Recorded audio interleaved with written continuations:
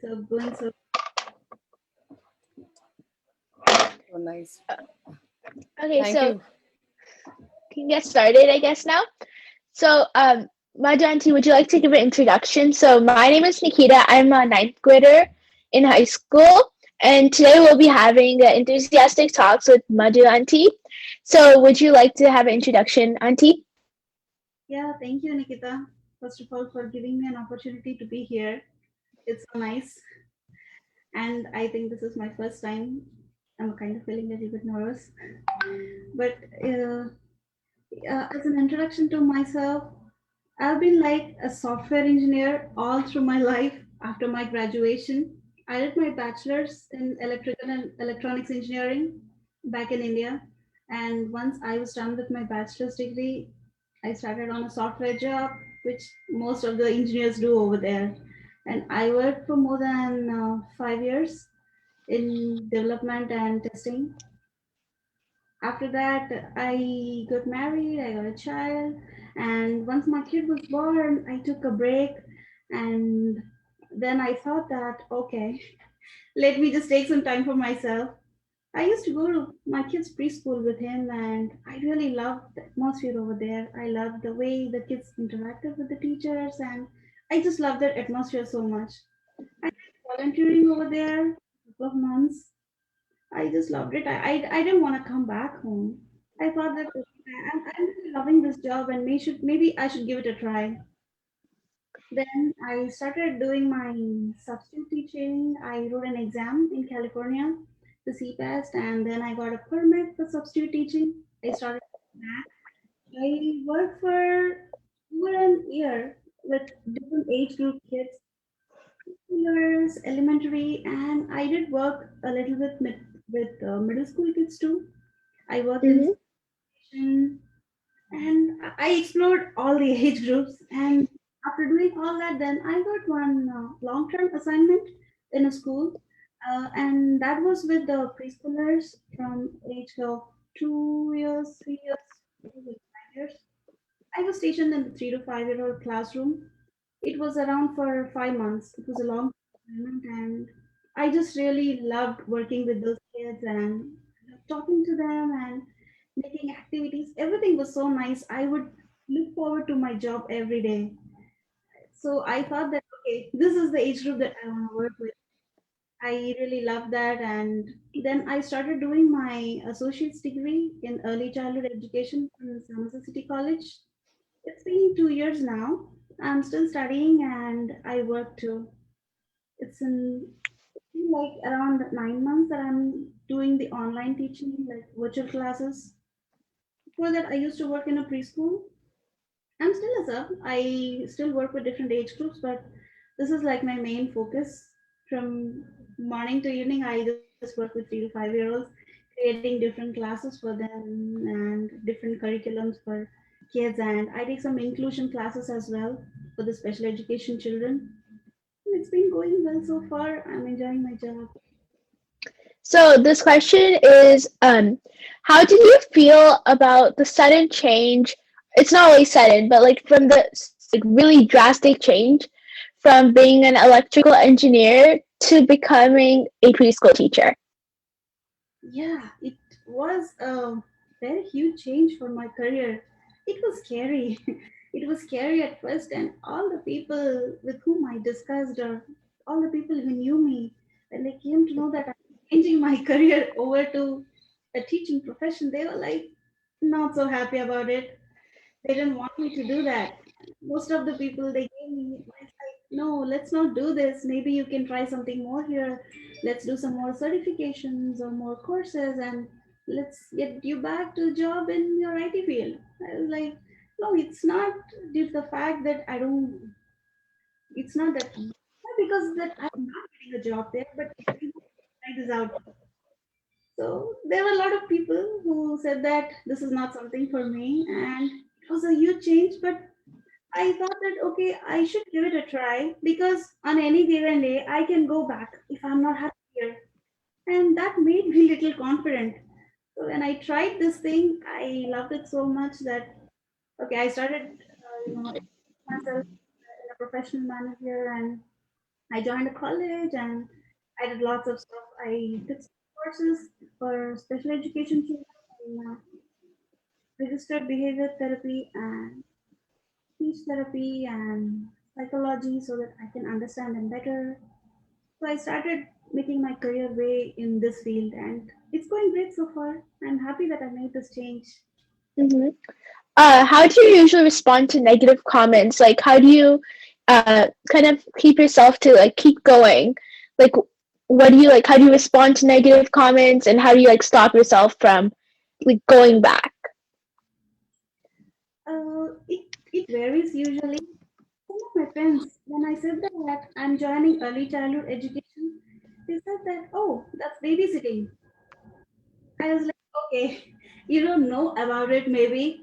So then I tried to explain to them that, okay, this is an entire degree, a 4 year bachelor degree to be a teacher, and this is what we do. And once they heard, they were like, oh my God, okay, this is something we didn't know. And few of them understood, few of them didn't. And they were like, no, you are better off in IT. I am fine. I try to ignore the negative comments and go along because I know most of my friends are in IT and have been there too. I enjoyed that job as well, but this is something which is I'm loving about, and maybe they don't love this job, so they are not happy with it. But I love this job and I am happy with it, so I just choose to ignore a few people sometimes. For few of them, I try to explain why I'm here and the importance of this field. Few of them understand, few of them don't. Fine. Okay, thank you for telling us. So, for our next question is we're asking what you're doing for Enthusiastic, how did you become involved with it? I initially started this for, I didn't know about Enthusiastic before. A friend told me about it and I just wanted to give it a try. I attended classes, really liked the way the things were, like the kids, not only the kids, everyone could get like, so many opportunities to explore different things here. That is something I just loved here. And like you have dance, you have like preschool programs, there are classes for seniors, clubs, and you just name it and you have it. You have Python coding, you have French classes, that's what I've heard.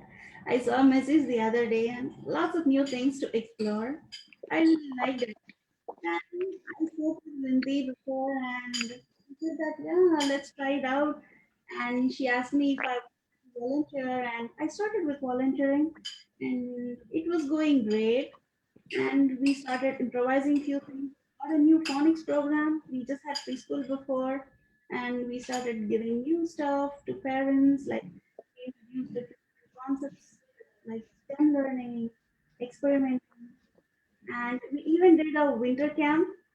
I have been in like preschool for more than 3 years now, and I have not seen anywhere that there's a winter camp for 3 to 5 year olds because they don't have so much of attention span.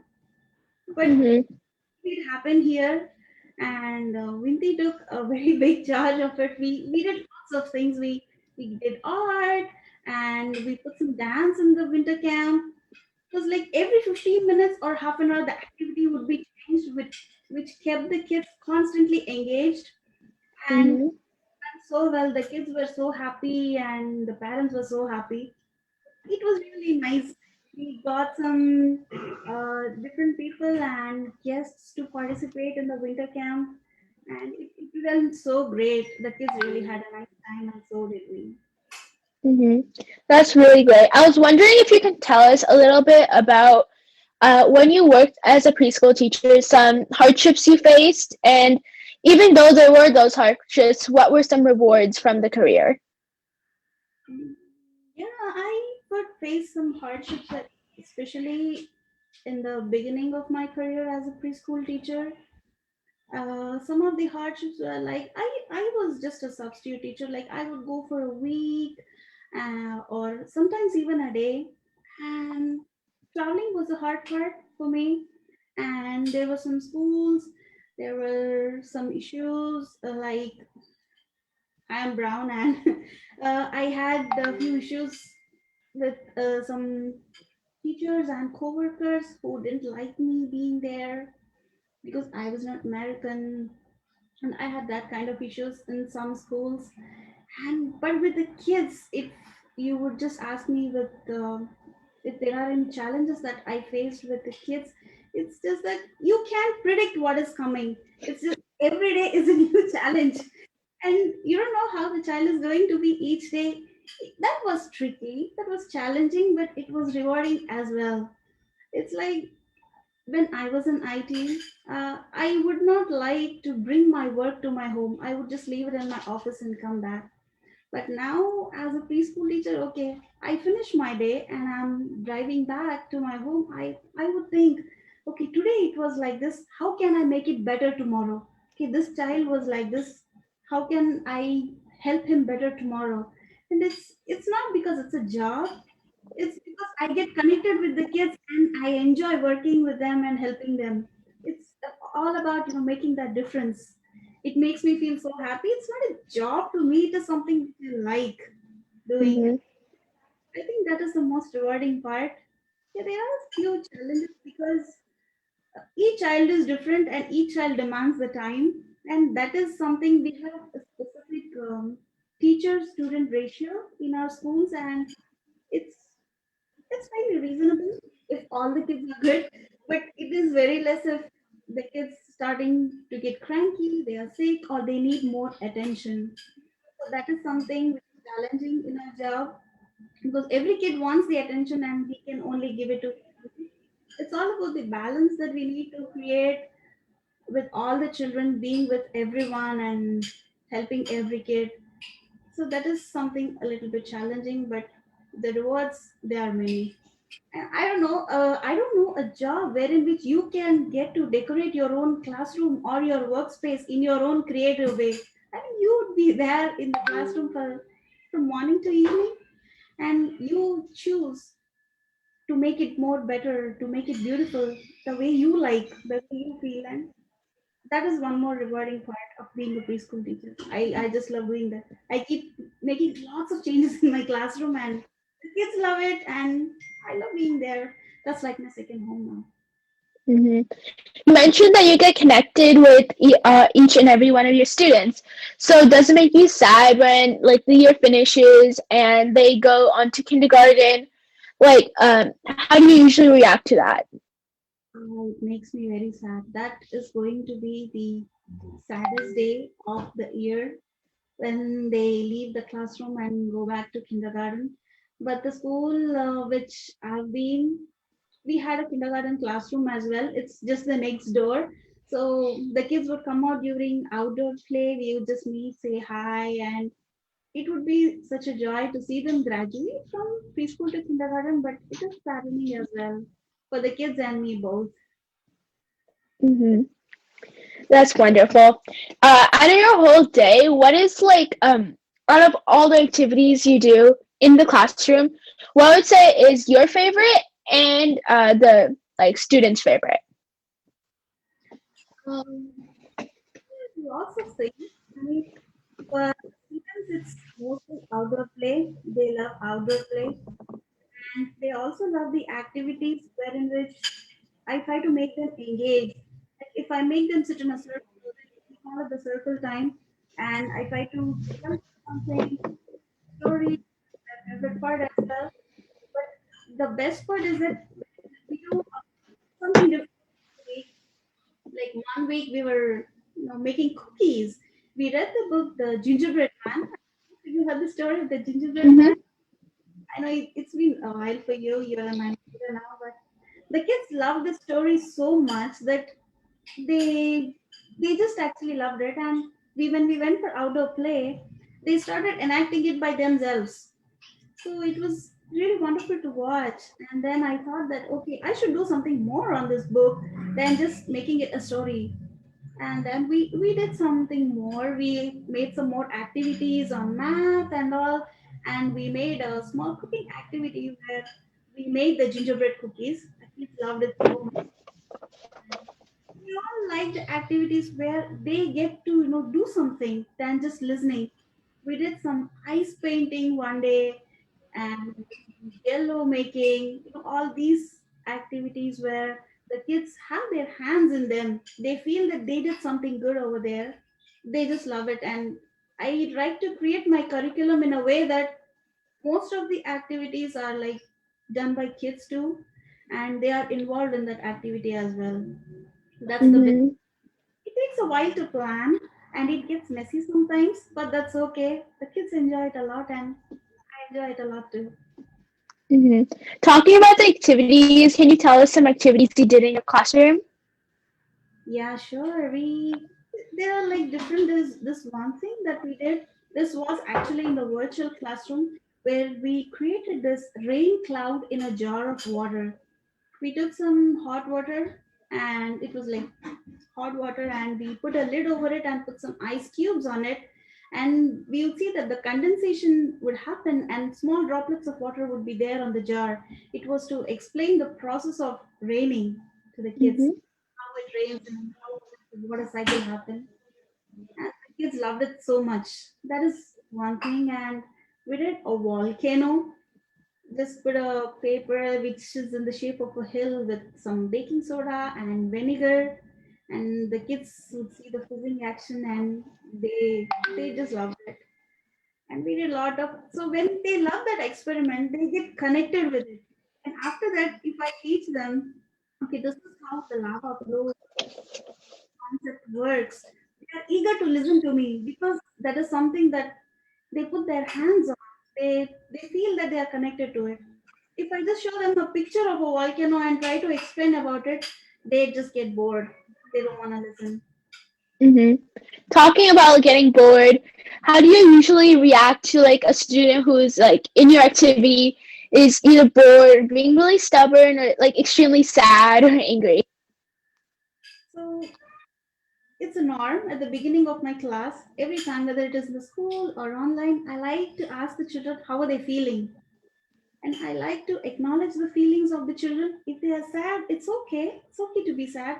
I encourage them to tell how they are feeling so that then I would know what to do. If I see that a student is sad or upset or he's not interacting in the class, I try to do something which captures the attention of the child. Like well before the class starts, I know each child. Like I like to make a list of what the child likes, what the child doesn't. Suppose if a child he likes a superhero, Spider-Man. I see that okay, this child is upset or he's not interested, he's being stubborn. I like to change my activity to something which would catch the attention of that child, like making a Spider-Man mask, or I'll say, let's read a book about the Spider-Man, and it would immediately spark his attention span and he'd just get interested in the class. What I teach after that is up to me, but it's important for the child to first of all get his attention into the class, and that works usually most of the times. Mm-hmm. So talking about distance learning, how what do you like think about students, especially of young age, sitting in front of a computer for like a really long hours? Like, what do you think about that? The answer is like really tricky. I mean, on any normal day, I would say that not much of screen time for children. I am not a big fan of screens, but now we don't have an option. So, yeah, we have started this online classes and virtual sessions for which the children have to sit in front of the laptop. We try to make, engaging stuff. It's a kind of tough and it's kind of tricky, but in order to continue the learning, we are just doing this. But Mm-hmm. to make it like not completely glued to the computer, we did this one day like a scavenger hunt. I gave them a sheet which has some objects where they can find the objects which they can find in their house, and they would run everywhere and they would mark all the objects that they found, and it was really exciting for them. And I tried to keep the learnings like interactive sessions engaging. We did this counting activity one day with Cheerios, and the kids just loved it. They learned how to count, they learned how to add, how to subtract, but they were doing with their favorite food, so it was good for them. They enjoyed the activity and they learned it as well. So it's kind of tough to manage the curriculum and create the activities, but we are trying to do it the best way we can. And on a normal day, I would say no to screen time, but yeah, this is a tricky time. It's challenging. Mm-hmm. You mentioned earlier that you're teaching from the age of 3 to 6. And from the age of 3 to 6, a child learns many different things. So, how do you address this? And, like, do you teach them the same thing or do you teach them different things? So, how do you address this problem? Each child is different, and I believe each child is unique with their own learning preferences and interests. And it's not a standard curriculum that we teach in preschool. It's more of how they need to get prepared for the life in kindergarten and the elementary school. It's more about that. It's more about how the things that work around. It's not just about one, two, threes or ABCs. It's each child, how they can cope up, building emotional resilience, and how they can cope with the stress in their life, or how do they cope with difficult situations, and how can they get along with their friends, how to do teamwork. That is something, a social emotional domain, that I like to really focus on. We do academic stuff too, like literacy, numbers, words, stuff, and that I would try to make it different for each child. If a child is learning something like really fast, and I would like speed up my process, and I'd like to do something more for the child. I like to individualize the education, and for each child it is definitely going to be different. Mm-hmm. There's a common thing that I like to teach the children, but if I see that a child is doing something, learning something fast, I like to, increase some of his stuff and make an extended learning of what he already knows. The child is not so comfortable with something, I try to add or give him some more guidance on that. I keep it slow, it's individual, and yeah, try to keep it going that way. Hmm. Can you tell me about, so if you go to school, usually a child will have outside time. In the class, they'll have like interact with each other during activities. But now there's social distancing, interacting with each other is really limited. And as especially a child, interaction is like a really big part of their life and being social. So how do you what do you do in your classes to make sure that they interact with each other, they are friends, and just like talk to other people? It's a kind of challenging to do this part, especially because the kids thrive when, when they see them just sitting with us, and it's kind of difficult, but we are trying to do whatever we can. Like we try to do virtual play dates. I know the name sounds really silly. It's virtual play date. It's not exactly like that. We try to, make the children say hi, bye to all their friends. We try to say that, okay, when a child, two children wear like similar color shirts in the class, okay, he's wearing this and you're also wearing this, okay, they try to say hi, okay, I like this. We try to make some conversations, try to initiate the conversations that the children can make in the class. And we do this, play dates kind of thing in a breakout room, where the children like to share their artwork or the crafts, or some children even get their photographs from the house and they like to share it with their friends. It's virtual. It's, they don't see their friends in front of them, but in the same time, they try to do, and it's going great so far. It's something.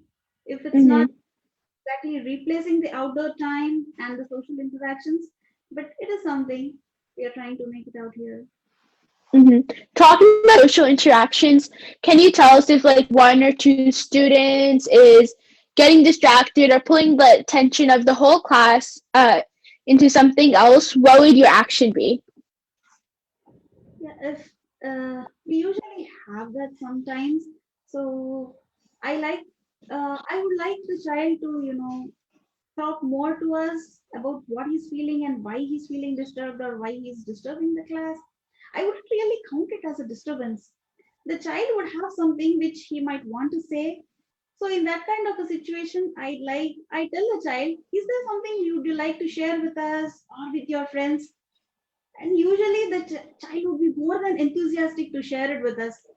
Be like, okay, it wouldn't not it would not depend upon the class, but it would be something is there in his mind that he wants to share with us. He do that, and once he does that, he'll be happy and he'll go on with the class.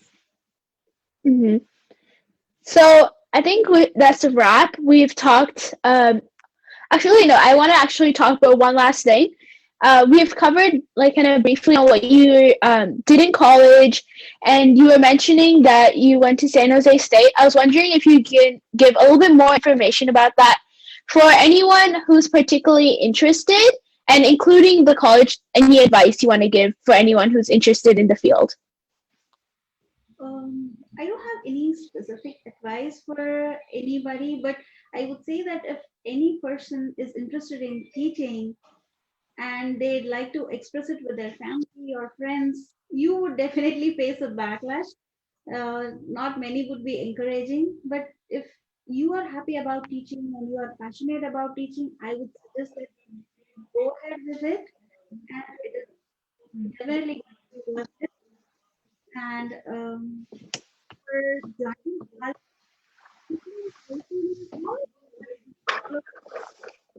have these community colleges where we have special counselors. You just have to go to them, take an appointment, and just tell them that, okay, this is what I want to be, or this is your plan. And they would be more than happy to make an educational plan with you. And they'll give a lot of options. They'll tell you what you have to do, where you have to go, what you have to study. And I think that would be a good starting point for anyone who'd like to start in this field or they're registered for it. That's a good starting point. This is another state university as well, but the first option would be to go to an education counselor who would give you options for your profession or whatever you want to be, whether it is early childhood or special education, or you want to be an elementary teacher. Lots of options, and I think meeting an education counselor. Okay. Thank you so much, Madhu Auntie. I just want to say one last thing is like teachers are one of the most important jobs because they bring up the next generation, and the next generation is important as the next like for the future. So we need to get like the future ready, I guess. So thank you so much, Madhu Auntie, and for talking with us. Have a great day. Bye. Right.